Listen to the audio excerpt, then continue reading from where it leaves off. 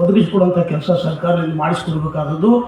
ಸಂಘಟನೆಗಳದ್ದು ಕೂಡ ಬಹಳಷ್ಟು ಜಿಮ್ಮೆದಾರಿ. ನಾವು ಸಂಘಟನೆಗಳು ಕಟ್ಟಿಕೊಂಡು ಯಾವ ನಿಟ್ಟಿನಲ್ಲಿ ಪ್ರಯತ್ನ ಮಾಡಬೇಕು ಅನ್ನುವಂಥ ನಿಟ್ಟಿನಲ್ಲಿ ಪ್ರಯತ್ನ ಮಾಡಿ ಹಿರಿಯರ ಅನುಭವ ತಗೊಂಡು ಸರಿಯಾದ ರೂಪುರೇಷೆ ತಯಾರು ಮಾಡಿಕೊಂಡು ಸರ್ಕಾರದ ಜೊತೆಗೆ ಹೋರಾಟ ಕೇಳಿದಾಗ ಮಾತ್ರ ಇದರಲ್ಲಿ ಬದಲಾವಣೆ ತರಲಿಕ್ಕೆ ಸಾಧ್ಯ ಅದ. ಅನ್ಲೆಸ್ ಇದು ಏನೂ ಮಾಡ್ಲಿಕ್ಕಾಗಲ್ಲ. ಮತ್ತು ಹಿಂದಿನ ದಿನಗಳೇ ನಮಗೆ ಮರಳಿ ಬರ್ತಾ ಇವೆ ಅನ್ನುವಂಥ ಕಲ್ಪನೆ ನಮ್ಮದಿದೆ. ಬಹುತೇಕ ಹಂಗಾಗಬಾರ್ದು ಅನ್ನುವಂಥ ಒಂದು ವಿಚಾರ ನಾನು ಈ ವೇದಿಕೆ ಮೂಲಕ ಇಲ್ಲ ವಿಚಾರ ಸಂಕಿರಣ ಹಾಗೂ ಇತರ ವಿಷಯಗಳ ಬಗ್ಗೆ ಈಗಾಗಲೇ ಅವರು ಒಂದು ಇನ್ವಿಟೇಷನ್ ಕೊಟ್ಟು ಎಲ್ಲ ಒಂದು ಕಾರ್ಯಕ್ರಮ ನಿರ್ವಹಣೆ ಮಾಡ್ತಾ ಇದ್ದಾರೆ. ಇಲ್ಲಿ ವಿಶೇಷವಾಗಿ ಪರಿಶಿಷ್ಟ ಜಾತಿ ಪರಿಶಿಷ್ಟ ಪಂಗಡಗಳ ಅಭಿವೃದ್ಧಿ ಬಗ್ಗೆ, ಅವರಿಗಿರ್ತಕ್ಕಂಥ ಸಮಸ್ಯೆಗಳ ಬಗ್ಗೆ, ಅವರಿಗೆ ಏನೇನು ನ್ಯೂನತೆಗಳಿವೆ ಅವೆಲ್ಲದರ ಬಗ್ಗೆ ಸಮಗ್ರವಾಗಿ ಚರ್ಚೆ ಮಾಡಬೇಕು. ಅವರೆಲ್ಲರಿಗೂ ಸಮಗ್ರವಾದ ಸರ್ಕಾರದಲ್ಲಿ ಸಿಗ್ತಕ್ಕಂಥ ಸವಲತ್ತುಗಳು, ಸರ್ಕಾರದ ಯಾವ ರೀತಿ ವ್ಯವಸ್ಥೆ ಅದ, ಅದು ಎಲ್ಲದರ ಬಗ್ಗೆ ಸರಿಯಾದ ಮಾಹಿತಿ ಕೊಡಬೇಕು ಅನ್ನುವಂಥ ಒಂದು ಉದ್ದೇಶ ಇಟ್ಟುಕೊಂಡು ಆ ಉದ್ದೇಶದ ಮೂಲಕ ಈ ಕಾರ್ಯಕ್ರಮ ನಿರ್ವಹಣೆ ಮಾಡ್ತಾ ಇದ್ದಾರೆ. ಇಲ್ಲಿ ವಿಶೇಷವಾಗಿ ಏನಿದೆ ಅಂದರೆ, ಎಲ್ಲ ಹಿಂದಿದ್ದಂಥ ಎಲ್ಲ ಸರ್ಕಾರಗಳು ಬಹುತೇಕ ಹೆಚ್ಚು ಕಮ್ಮಿ ಎಲ್ಲ SC/ST ಅಭಿವೃದ್ಧಿ ಬಗ್ಗೆ ಸಾಕಷ್ಟು ಕೆಲಸಗಳು ಮಾಡಿ ಅಭಿವೃದ್ಧಿ ಸಾಧಿಸುವಂಥ ಅವಕಾಶಗಳು SC/ST ಜನರಿಗೆ ಒದಗಿ ಬಂದು, ಆದರೆ ಇತ್ತೀಚಿನ ದಿನಗಳಲ್ಲಿ ಇವೆಲ್ಲ ಕುಂಠಿತಗೊಳ್ತಾ ಇವೆ. ಇದನ್ನು ನೇರವಾಗಿ ಹೇಳಬೇಕು. ಯಾಕಂದರೆ ಯಾವುದೇ ಒಂದು ಸ್ಕೀಮ್ ಆ ಜನಾಂಗದ ಅಭಿವೃದ್ಧಿಗೋಸ್ಕರ ಕೊಡಬೇಕಂದ್ರೆ ಆ ಜನಾಂಗದ ಏನೇನು ಸಮಸ್ಯೆಗಳಿವೆ, ಅವರು ಏಟು ಹಿನ್ನಡೆ ಅನುಭವಿಸಿದ್ದಾರೆ ಹಿಂದಿನಿಂದ ಅನ್ನೋದನ್ನು ತಿಳ್ಕೊಂಡು ಈ ಒಂದು ವ್ಯವಸ್ಥೆ ಹಿಂದಿನ ಸರ್ಕಾರ ಮಾಡಿಕೊಟ್ಟದ್ದಿದೆ.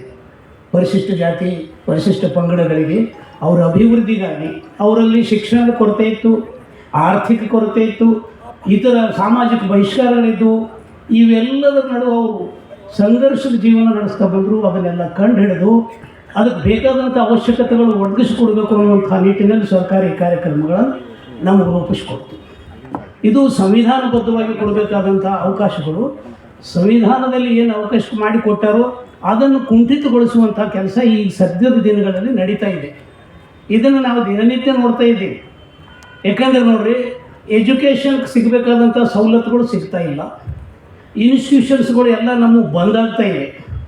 ಶಿಕ್ಷಣ ಮಟ್ಟ ಏರಿಸಬೇಕು ಅನ್ನುವಂಥ ತರ್ಕಿನಲ್ಲಿ ಮಾಡಿದಂಥ ಒಂದು ಕಾರ್ಯಕ್ರಮ ಶಿಕ್ಷಣ ಮಟ್ಟನ ಕುಂಠಿತಗೊಳಿಸ್ತಾ ಇದೆ. ಸ್ಕಾಲರ್ಶಿಪ್ ಸಿಗ್ತಾ ಇಲ್ಲ. ಪರದೇಶಕ್ಕೆ ಹೋಗಿ ವಿದ್ಯಾಭ್ಯಾಸ ಮಾಡಬೇಕಾದಂಥ ವಿದ್ಯಾರ್ಥಿಗಳಿಗೆ ಅವ್ರಿಗೆ ಸಿಗಬೇಕಾದಂಥ ಹಣಕಾಸಿನ ವ್ಯವಸ್ಥೆ ಸಮರ್ಥವಾಗಿ ಸಿಗ್ತಾ ಇಲ್ಲ. ಈ ಎಲ್ಲ ವ್ಯವಸ್ಥೆ ಈ ರೀತಿ ಆಗ್ತಾ ಇದ್ದರೆ ಮತ್ತು ಅಭಿವೃದ್ಧಿ ಯಾಕಡೆ ಸಾಧ್ಯದ ಈ ಜನಾಂಗಕ್ಕೆ? ಇದು ಬಹಳ ದೊಡ್ಡ ಕ್ಲಿಷ್ಟಕರ ಸಮಸ್ಯೆದಲ್ಲಿ ಇವತ್ತು ಈ ಜನಾಂಗ ಬದುಕ್ತಾ ಇದ್ದಾರೆ ಅನ್ನೋದ್ರೂ ತಪ್ಪಾಗಲಿಕ್ಕಿಲ್ಲ. ಯಾಕಂದರೆ ಸುಮಾರು ನಾನು 50 ವರ್ಷದಿಂದ ಈ ಸೋಷಿಯಲ್ ವರ್ಕ್ನಲ್ಲಿ ಕೆಲಸ ಮಾಡ್ತಾ ಇದ್ದೀನಿ. ಅಲ್ಲಿಂದ ನಾವು ಸಾಕಷ್ಟು ಅಭಿವೃದ್ಧಿ ಕೆಲಸಗಳಲ್ಲಿ ಸಾಕಷ್ಟು ಸಹಕಾರ ಕೊಡಿಸಿದ್ವಿ ಜನರಿಗೆ. ಆದರೆ ಇಂದಿನ ದಿನಗಳಲ್ಲಿ ನಾವು ನೋಡ್ತಾ ಇದ್ದೀವಿ ಏನಪ್ಪ ಅಂತಂದ್ರೆ, ಎಲ್ಲಿ ಏನೂ ಅವಕಾಶನೇ ಇಲ್ಲ. ಎಷ್ಟೋ ಸ್ಕೀಮ್ಗಳು ಸರ್ಕಾರದಿಂದ ಬಂದಂಥ ಸ್ಕೀಮ್ಗಳು ಅಲ್ಲೇ ಮುಚ್ಚಿಡ್ತಾರೆ, ಅವು ಹೊರಗೆ ಬರೋಲ್ಲ. ಇಂಥ ಒಂದು ಪರಿಸ್ಥಿತಿನಲ್ಲಿ ಇವತ್ತಿನ ಈ ಜನ ಬದುಕ್ತಾ ಇದ್ದಾರೆ. ಇದೇ ಪರಿಸ್ಥಿತಿ ಒಂದು ವೇಳೆ ಮುಂದುವರಿತು ಅಂದರೆ ಮತ್ತೆ ಪುನಃ ಹಿಂದೇನು ದಿನಗಳಿದ್ದು ಇವ್ರ ಪಾಲಿಗೆ ಅವೇ ದಿನಗಳು ಬರ್ತಾವ ಅನ್ನುವಂಥ ಸೂಚನೆ ನಮಗೆ ಕಂಡು ಬರ್ತಾ ಇದೆ. ಈ ಥರ ಆಗಬಾರ್ದು. ಸರ್ಕಾರ ಇದಕ್ಕೆ ಸಮರ್ಥವಾದಂಥ ನಿರ್ಣಯ ತಗೊಂಡು ಸರಿಯಾದ ರೂಪುರೇಷೆಯಲ್ಲಿ ಕೆಲಸ ಮಾಡಿದರೆ ಬಹುತೇಕ ಜನಾಂಗದ ಅಭಿವೃದ್ಧಿ ಆಗ್ತದೆ ವಿನ ಆ ನಿಟ್ಟಿನಲ್ಲಿ ಇವರು ಒಂದು ವೇಳೆ ಪ್ರಯತ್ನ ಮಾಡಲಿಲ್ಲಪ್ಪ ಅಂತಂದ್ರೆ ಈ ಜನಾಂಗಕ್ಕೆ ಮತ್ತಿಷ್ಟು ಕಂದಕ್ಕೆ ತಳ್ಳಂಥ ಕೆಲಸನೇ ಸರ್ಕಾರ ಮಾಡ್ತದೆ ಅಂದ್ರೂ ಕೂಡ ತಪ್ಪಾಗಲಿಕ್ಕಿಲ್ಲ. ಇದು ನಾನು ನೇರವಾಗಿ ಹೇಳಬೇಕಾಗ್ತದೆ. ಯಾಕಂದ್ರೆ ಆ ದಿನಗಳನ್ನು ನಾವು ನೋಡೀವಿ, ಈಗಿನ ದಿನಗಳನ್ನು ನಾವು ನೋಡ್ತಾ ಇದ್ದೀವಿ. ಎಷ್ಟು ಹುಡುಗರಿಗೆ ಸ್ಕಾಲರ್ಶಿಪ್ ಬರಬೇಕು, ಸ್ಕಾಲರ್ಶಿಪ್ ಬಂದ್ ಮಾಡಿಬಿಟ್ಟಾರೆ. ಅದು ಸೆಂಟ್ರಲ್ದು ಇನ್ಕ್ಲೂಡಿಂಗ್ ಸ್ಟೇಟ್ದು ಕಾಂಬಿನೇಷನ್ ಮೂಲಕ ಸ್ಕಾಲರ್ಶಿಪ್ ಕೊಡ್ತಾಯಿದ್ರು. ಸೆಂಟ್ರಲ್ದವ್ರು ದುಡ್ಡು ಕೊಡ್ತಾ ಇಲ್ಲ ಅಂತ ಇವ್ರ ಕೈ ಹಾಕ್ತಾರೆ, ನಾವು ಕಳಿಸ್ಲಿಕ್ಕೆ ಇರಲಿಲ್ಲ ಅಂತ ಅವ್ರು ಹೇಳ್ತಾರೆ. ಏನಿದು ವ್ಯವಸ್ಥೆ? ಈ ರೀತಿ ಇದ್ದಾಗ ಈ ಜನಾಂಗದ ಅಭಿವೃದ್ಧಿ ಯಾಕಂದ್ರೆ ಕಾಕತಾಳೀಯವಾಗಿ ಯಾವ ಒಂದು ಕಾರ್ಯಕ್ರಮ ಹಾಕ್ಕೊಂಡು ಆ ಕಾರ್ಯಕ್ರಮ ಮೂಲಕ ಜನರಿಗೆ ಜಾಗೃತಿ ಮೂಡಿಸೋಂಥ ಒಂದು ಕೆಲಸ ಒಂದು ವೇಳೆ ಮಾಡೋದಾದರೆ ಬಹುತೇಕ ಅದರಿಂದ ಯಾವುದೂ ಅಭಿವೃದ್ಧಿ ಸಾಧಿಸಲಿಕ್ಕಾಗಲ್ಲ. ಇದು ಸರ್ಕಾರ ಇದಕ್ಕೆ ಸರಿಯಾದ ಒಂದು ವ್ಯವಸ್ಥೆ ಮಾಡಿಕೊಡ್ಬೇಕಾದದ್ದು ಭಾಳ ಅವಶ್ಯಕತೆ ಅದ. ಮತ್ತು ಇದ್ರ ಜೊತೆಗೆ ನಮ್ಮವೆಲ್ಲ ಏನು ದಲಿತ ಜನಾಂಗದ ಸಂಘಟನೆಗಳಿವೆ, SC/ST ಈ ಜನಾಂಗದ ಸಂಘಟನೆಗಳು, ಇವರು ಸಮರ್ಥ ರೀತಿಯಲ್ಲಿ ಸರ್ಕಾರಕ್ಕೆ ಏನದಲ್ಲ ಬಗ್ಗಿಸ್ಬೇಕಾದಂಥ ಕೆಲಸ ಮಾಡೋದು ಭಾಳ ಅವಶ್ಯಕತೆ ಅದ. ಸರ್ಕಾರದ ಮೇಲೆ ಒತ್ತಡ ಹಾಕಬೇಕು. ಜನರು ಬೀಗ ಎಲ್ಲ ಸಮಿತಿ ಸದಸ್ಯರ ಅಧಿಕಾರಿಗಳು ನಮ್ಗೆ ಹೇಳಿದ್ದು, ಒಂದು ಅಸ್ಪೃಶ್ಯತೆ ಏನು ಅಟ್ರಾಸಿಟಿ ಕಾನೂನು ಅದ ಅದ್ರ ಬಗ್ಗೆ ಒಂದು ಸಂಕ್ಷಿಪ್ತವಾದ ಪರಿಚಯ ಕೊಡ್ತಕ್ಕಂಥದ್ದು. ಎರಡನೇದು SC/ST ಸಮುದಾಯಗಳು ಏನಿದ್ದಾವೆ ಆ ಸಮುದಾಯಗಳಿಗೆ ಕೇಂದ್ರ ಮತ್ತು ರಾಜ್ಯ ಸರ್ಕಾರದ ಯೋಜನೆಗಳು ಏನವ ಅದರದ್ದು ಒಂದು ಮಾಹಿತಿಯನ್ನು ಕೊಡ್ತಕ್ಕಂಥದ್ದು. ಇವೆರಡೇ ಕಾರ್ಯಕ್ರಮ ಮಾಡ್ತಾ ಇದ್ದೀವಿ. ಮೊದಲಿಗೆ ಉದ್ಘಾಟಕರಾಗಿರ್ತಕ್ಕಂಥ ಶ್ರೀ ಗೋಪಾಲರಾವ್ ಸರ್ ಅವರು ಒಂದೆರಡು ಮಾತುಗಳನ್ನು ಆಡಬೇಕು.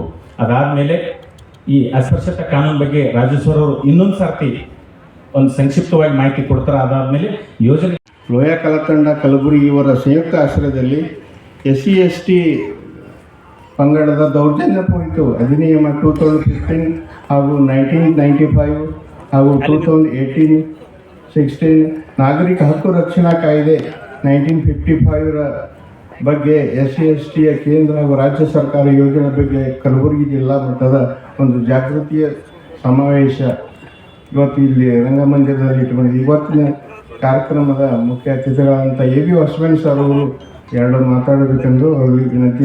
ಕುಲಕರ್ಣಿಗೆ ಕರ್ಕೊಂಬರೋದು, ಕೂಡಿಸೋದು, ಪಂಚಾಯತ್ ಚೇರ್ಮನ್ಗೆ ಹಿಡ್ಕೊಂಬರೋದು ಇದನ್ನು ನಾವು ಮಾಡ್ತಾ ಬಂದೀವಿ. ಇದು ಇಷ್ಟು ಮಟ್ಟಿಗೆ ಇದ್ರ ಹಿಂದೆ ಇಷ್ಟು ನೆಟ್ವರ್ಕ್, ಇಷ್ಟು ಒಂದು ಕಾನೂನಿನ ಒಂದು ಸಂವಿಧಾನ ತನಕ ಇದಕ್ಕೊಂದು ಇಷ್ಟು ಸೂಕ್ಷ್ಮವಾದ ಒಂದು ಇದು ಅದಂತ ಹೇಳಿ ಈ 10 ವರ್ಷ ನಾನು ಈ ಕಲಾವಿದನಾಗಿ ಕೆಲಸ ಮಾಡಿ ನನಗೆ ಇವತ್ತು ಒಂದು ಅನುಭವ ಆಗ್ತಾ ಇದೆ. ಕೆಲವೊಂದು ಇದರಲ್ಲಿ ಲೋಪದೋಷ ಆಗಿರ್ಬೋದು ಅಂತ ನಾನು ಏನಪ್ಪ ಅಂದ್ರೆ ಇರ್ಬೋದು. ದಯವಿಟ್ಟು ತಾವೆಲ್ಲರೂ ಮನ್ನಿಸ್ರಿ. ಇದು 2ನೇ ವರ್ಷ ನಾವು ಜಿಲ್ಲಾ ಮಟ್ಟದಾಗ ಮಾಡೋದು. ಈ ಸಲ ಅಲ್ಲೇ ಹಳ್ಳಿಗೆ ಮಾಡಿದ್ವಿ. ಹೋದ ವರ್ಷ ವಕೀಲ್ ಸಾಹೇಬರು ಮಾಡಿದ್ರೆ ಈ ವರ್ಷ ನಾವು ಮಾಡ್ತಾ ಇದ್ದೀವಿ.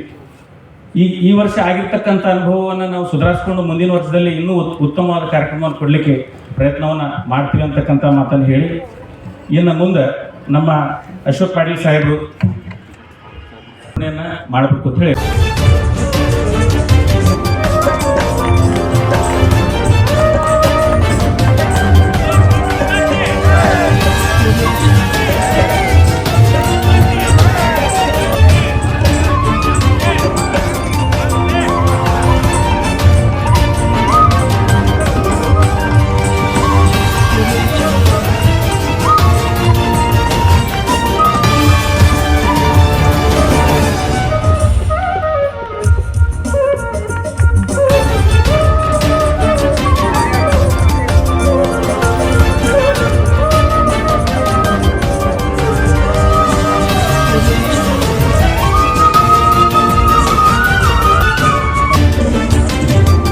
ಉದ್ಘಾಟನೆ ಕಾರ್ಯಕ್ರಮ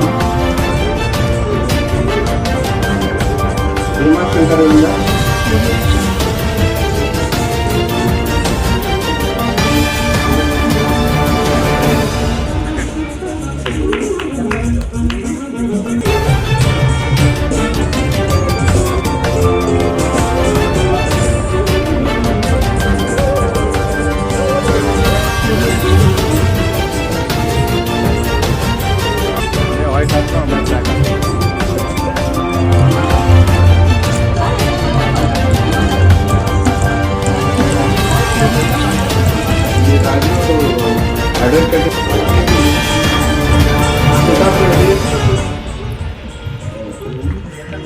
ಚೇತನ್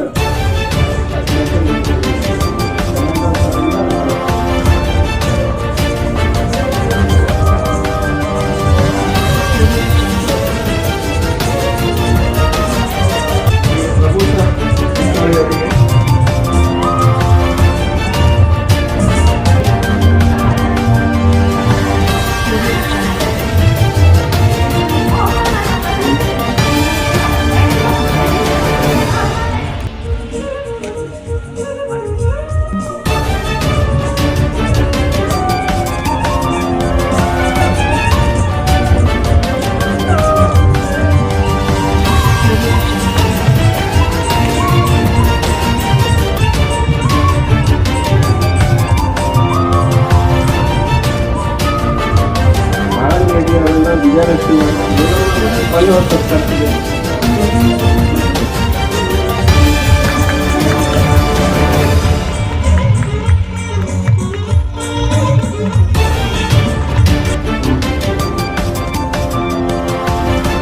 ಈ ಮೊದಲಿಗೆ ಗೋಪಾಲರಾವ್ ಕಟ್ಟಿಮಂದಿಯವರಿಗೆ ಮಾಲಾರ್ಪಣೆ. ಇದು ಲೋಯ ಕಲಾತಂಡದಿಂದ ಅಧ್ಯಕ್ಷರಾದಂಥ ಶ್ರೀ ಪ್ರಭು ಅವರಿಗೆ